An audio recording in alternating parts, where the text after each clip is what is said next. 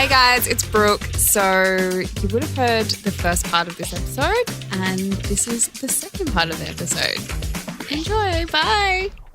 Okay, let's talk to the crazy world that we've experienced together in the last 5 years. So we've done The Bachelor together. Yes. You came on.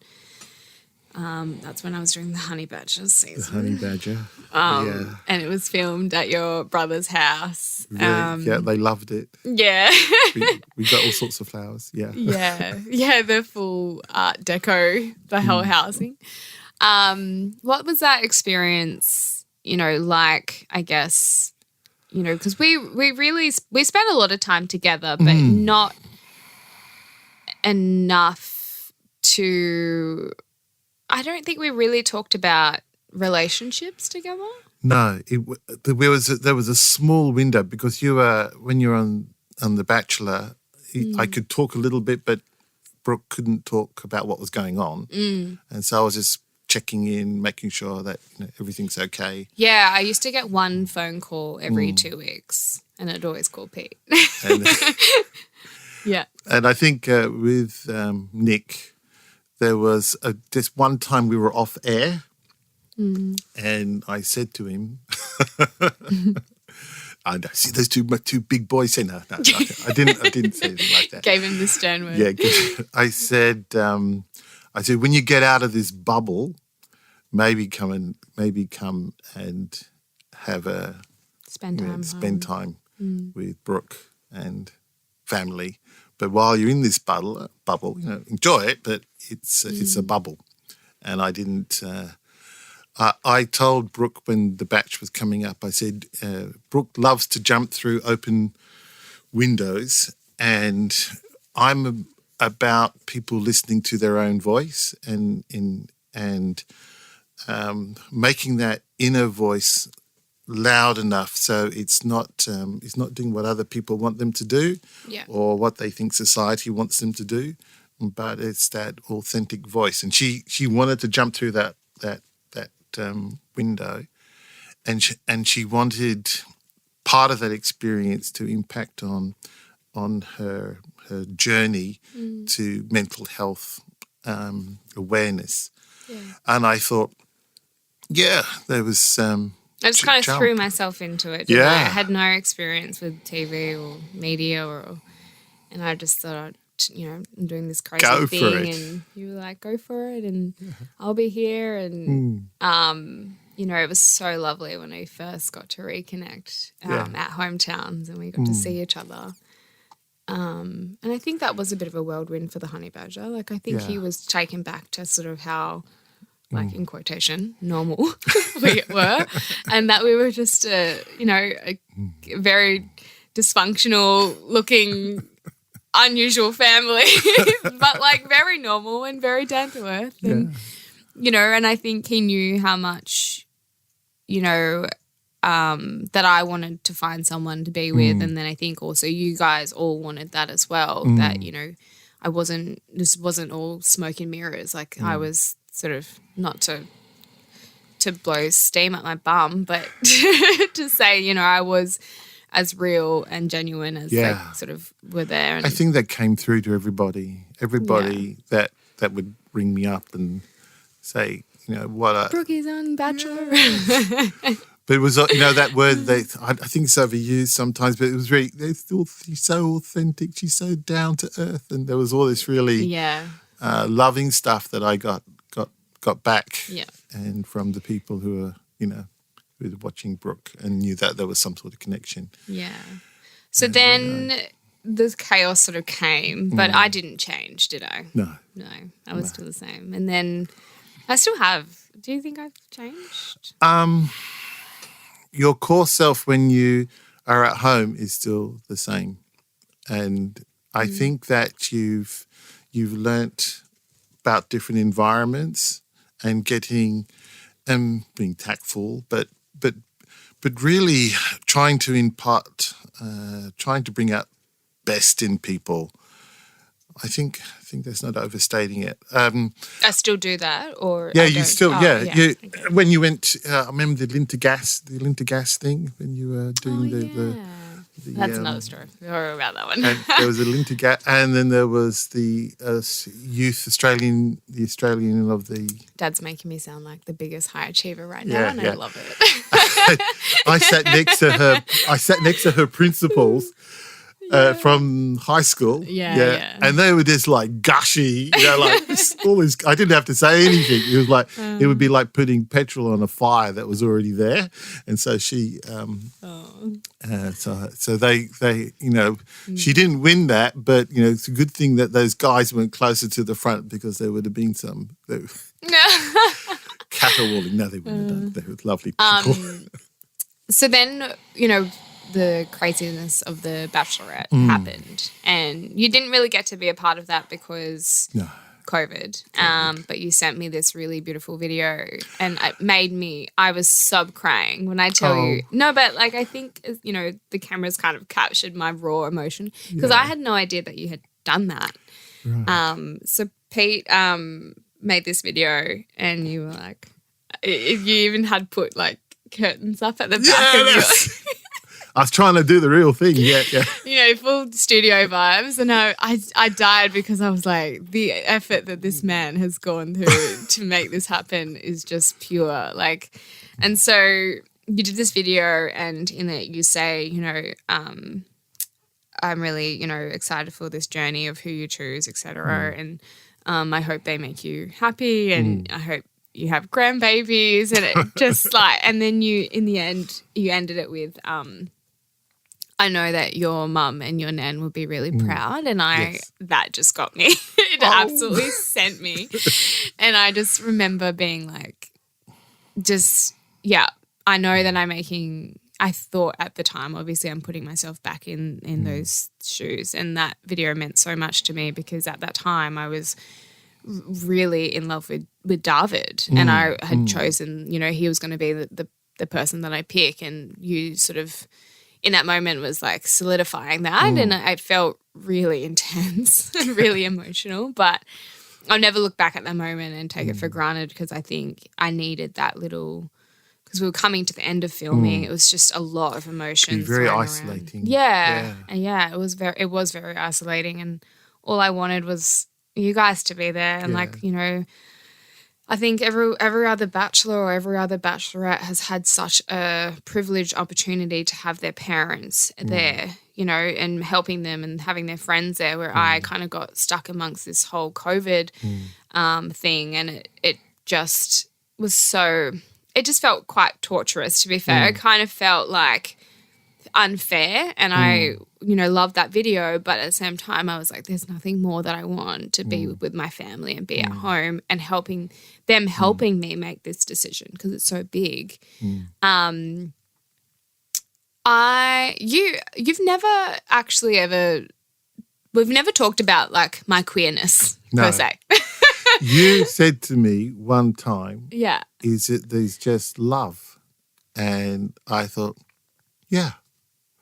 And that's as simple as it is, right? And it was the word issue is something that other people maybe use that word because they want to talk about something. But for me, it was that there was just love there, and it it was just so much part love. of part of life. Yeah.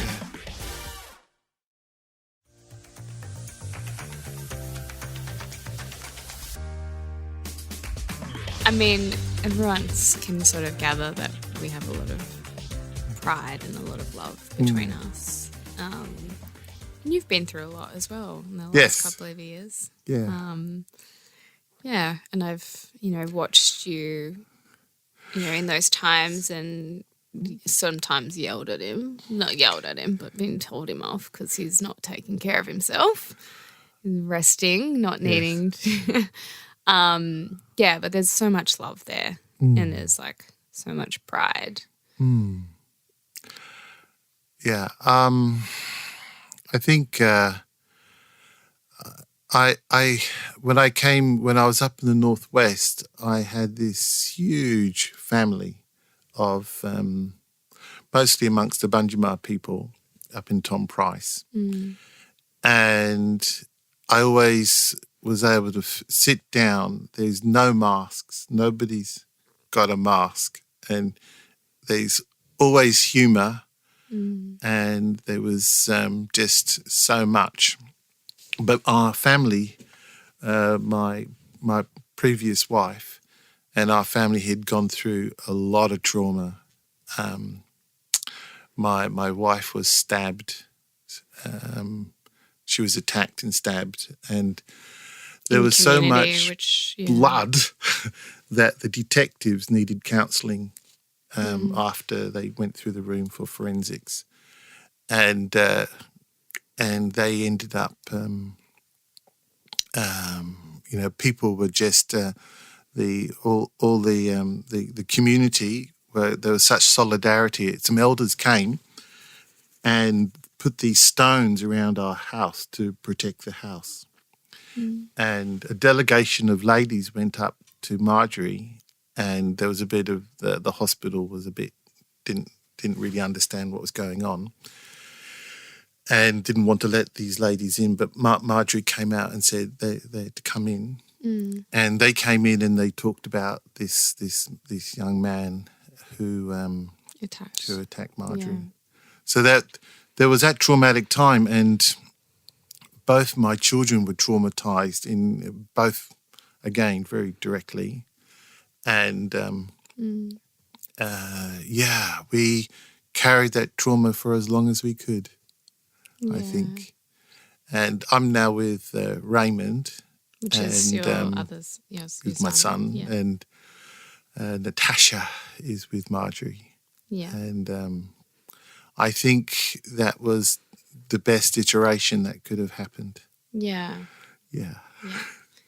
I mean, yeah, it's the separation, isn't it? So it's always really hard to talk about. And yeah, it was. I think you guys were married for a very long time. Long time, yeah. And we had a lot of. There was always trauma because we were sort of like the local. There was the police would sometimes come and drop off women who'd been bashed, and they would stay for us for a couple of nights. How I would describe, I think, your sort of relationship within the community is that I think a lot of people, again, looked a lot like for safety, and you guys were such a responsible, safe environment for a lot of people, especially in Carnarvon. Yeah. And I think when you speak about, Marjorie being attacked, there was a lot of trauma. And it sounds like a lot of community came together to support you in that time. I know that has had a lot of impact on your marriage and I think, with your children as well. So Pete's got Natasha and Raymond, who I consider my brother and sister, even though I've not met Natasha, but Raymond especially. And I think, Raymond is very special to you because you spent so much time with him. Yes. But that's the thing, we also don't really talk about the impact that separation has on children. And especially, my parents were never married, they were never together, but it's also the separation between siblings. I think, we talk about this quite a bit within our little household. My brother, my relationship with my brothers, how it is sort of unfolded and we sort of separated and come together, and you come together usually sometimes stronger, but that isn't necessarily the case. Sometimes it's the best, to sort of separate and have time to grow. Yeah, exactly. But you're newly in love? Newly in love? Yeah. Do you believe in love? You've always loved love. Don't lie. It's I feel a lot of times I translate my love into music, and I've written Mary a song which haven't sung to her.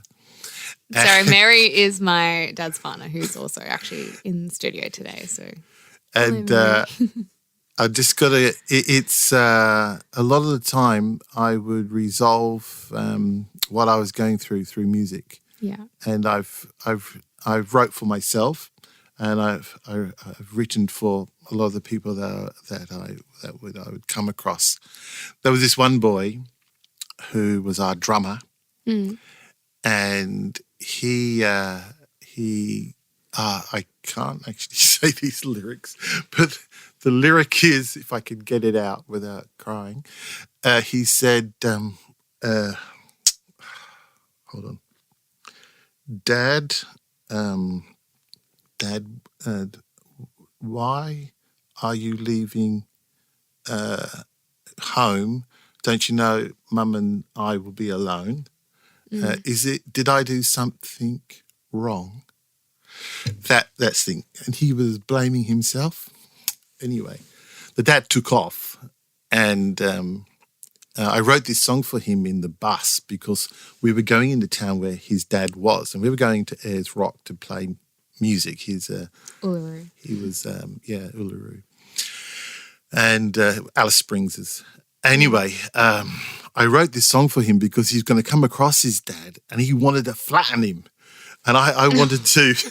I wanted to get on board with that and not that diffuse happen. the situation. So I wrote him this song to feed back to him that I'd heard him how he was with his mum. And he says, I took my mother's name because he didn't want to take his dad's shame. And then he was worried that he was going to do the same thing to his kids. And that was all in the song. I think that's a big fear that I have sometimes, passing on, your own trauma to your children. Because Sienna didn't want to drink or do drugs. She saw it in the community, and she was sometimes really angry about what was going on in the community.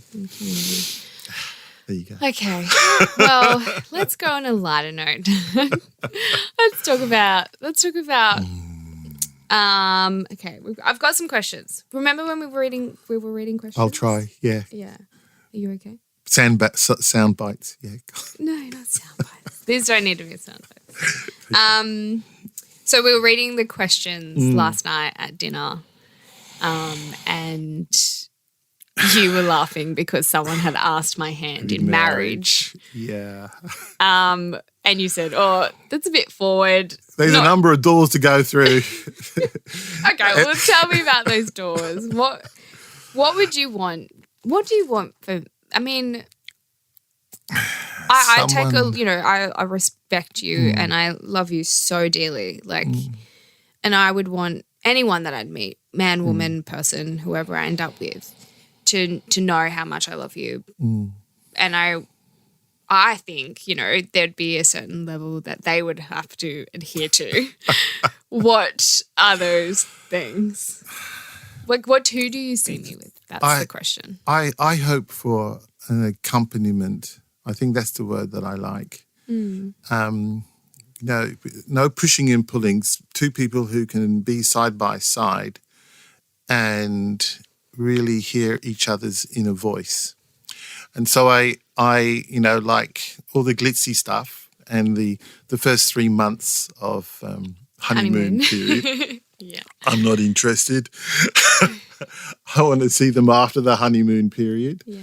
And I would be able to tell just by posture and just how much love was there. And also I would look at the first problems they have, how they listen to each other. And I'm interested in that. And I'm interested in with your brothers. That when also Brooks, they come into play as well, yeah. When Brooke's got a boyfriend and they meet the brothers, I take a lot of note of that. Because the girls are much better, but the boys, I don't know. The men that I've dated don't. Yeah, the brothers are very quite tough on them. They can be quite tough. And but they're so cruel. They purposely do it, don't they? It's so bad. Yeah, it's so funny. Yeah, they did it to David, and they did it to a few other people I've dated previously. And you see the measure of them really quickly. And I think, okay. Yeah. I mean, I want to end up with someone who's, so kind and really understands me the way that you guys see me. You know, someone who sees me for who I am and has no like ego. Like, you know, I don't think ego has a place in our house. I think we're all equal in our house where no one's got the bigger boots type thing. Yes. Sometimes my boots can definitely be big, but you rein it in quite well, and I think, you know, I pull myself up on it all the time. But I think as I've gotten older, I've realised that I want to be with a man who's I would see as equal to you, Pete. Someone who's like so pure and so respectful. That's like I would want, you know, they would get along really well, you know? Yeah. Yeah. And I mean, I see that I see that you've got a lot to give in this space. There's so much. And I still think you're sorting things out. Yeah. Some of your projects, just she's a busy gal. Yeah. Dad's like, what are you up to now? I'm like, this, and this. Oh, I don't have time for this. Yeah. Yeah. No, you're right. You're definitely right, I think. And it's needed. Yeah. I got to mention that my mother was the first lady optometrist in Western Australia.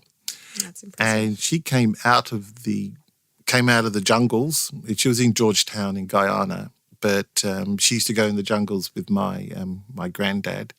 She went to uni in England, topped the school, was a year younger than everybody else, came out to Australia where they said, oh, we don't know about women, you know, as being optometrists. And she was the first. Now there's more women in optometry now than men. Yeah. And she taught us the need for women to have voice. And I actually thought that it was all done and dusted because all the women that Mum would bring to the house were top. I remember this chat later. Top architect, one of the top government people, and so at 17, I thought women's equality was done and dusted as a 17-year-old busy blowing things up in my backyard. And then I go into the Sydney environment, and I began to see a lot of horrendous stuff happening. And then I went into the Port Hedland environment, and slowly the blinkers all came off. And I see that Brooke's voice, I mean, Sienna had this voice which was cut short, and as Brooke mentioned, and there's other amazing Aboriginal women coming up, and I see the boys have got to catch up too, and yes, in the communities, in the communities, it was the women who were the stalwarts of the community, and I've got endless stories about that, which I won't. But more than once I saw that the men had lost their cultural. They were brought into the towns and they had given sit-down money, but the women still had kept the families strong and kept the families together, and that was their role. Whereas the guys didn't have. They seemed to have lost their role, and they would go out to stations and they'd be brought back in, and there'd be a cycle of drinking and whatnot. Yeah. But it wasn't. And then where I was, there was meeting camps, and some of the culture was kept alive at Eel River, and shout out to Bunjima country. Yeah. But that's. But yeah, I think that one of the things I hear Brooke wanting to do is to help other women find voice. And I just hope that whatever relationship that you do have, that the guy is able to accompany you in that part of your journey, and maybe even add to it would be nice. If I end up with a guy. Yeah. It might be better to have another female. Yeah, thanks, Dad. Yeah. I mean, it's always nice. I don't know. I always just get like so like warm and cozy in my little chest because I think the way that you speak about women is just like that's a man like that. You're just a pure man, like in a bloody with a good heart. And I think, you taught me that, women are our first educators. Like, women are the first educators. It's important. And I've always remembered that, and I've always taken that with me. Like, I don't think I can really say that there have been many of times that men have really taught me a lot in life. Like, you've taught me a lot, and I think my brothers have taught me a lot. And I've had some really good, like, male role models throughout my life within youth work. But then also not so good. But then most of the learnings and the teachings all come from mainly women for me. And I think I hold that strong matriarch sort of power within myself, because I'm like, well, I'm not just holding myself or my family, like I'm holding my community, and I'm representing that as best as I can and always will. I always will. And I mean, I want someone to share that life with, and Dad's put a bit of a time thing on me with his hair's really long at the moment, and do you want to tell people why you're I was growing my hair out until she gets married. So it's been that long. It's quite long. So as you can tell, Dad's been waiting a while. Yeah. I got to cut the split ends off, I've been told. So no. Okay. Well, we've got to wrap this episode up, unfortunately. But I mean, I think this episode is actually so special that we could get, I guess on record how connected we are. Yeah. And I think our relationship is really special and so unique. And also, like, we don't see a lot of father-daughter relationship dynamics really. Like I haven't. I mean, there's not one that I could name in the media or, that I admire. And I think for me, like, I feel very proud of our relationship that we have. Yeah. Like I know that I can call you anytime and, you'll pick up the phone and vice versa. I feel very proud of you, and I feel very grateful that whoever's connected us, which I'm going to put down to Mum and Nan, that I get to keep you forever. We're all going to be around. Now, a proudest moment. Oh, yes. Okay. This is a bit flippant, but we're at a football match. Was it rugby? Football, rugby. Both. I used to play both. And it was before you. It wasn't when you broke your collarbone, but she emerged. She went for the ball, and all these big monsters piled on top of her. And she emerged from this mass of people, and there was a proud moment there. And she when she came, they didn't win. She came up and she was crying, we could have done better here in this. And there was this. I was so proud of her force of spirit, and even in that defeat, there was this. And I thought, well, this woman's going to go a long way. Everyone seems to think I'm small and quite fragile, but I think you don't think that. All right, well. So that's, anyway.